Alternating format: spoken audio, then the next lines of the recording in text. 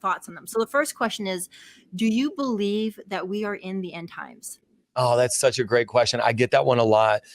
You know, the Bible says that as the time comes closer and closer, it's like birthing pangs, right? So Mm-hmm. I watched my wife deliver two babies, my beautiful daughters, and you know, it starts with my water broke or I'm having contractions, but they're like spaced out. And Right. the closer you get to delivery, the more frequent the birthing pangs. It's like those contractions start speeding up.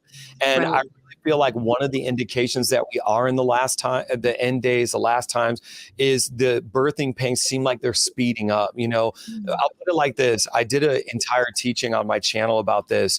There really are no other things that we're waiting on. There's no other prophecies that need to be fulfilled. There's nothing. It's just the frequency that we're seeing wars, and we're seeing the earth is like groaning. You know, you see it in the weather, you see it in politics, you see it in so many different areas of our life. And the Bible says it will be like the days of Noah. So I personally believe we meet every requirement for the last days. I believe that the frequency is increasing, but it's almost like saying, when's the baby gonna come out? It's like, you know, sometimes you schedule a C-section, you know exactly when that baby's coming out. But when you do a natural birth, it's like, I don't know, maybe it's 12 hours, maybe it's like 3 hours, maybe it's 18 hours.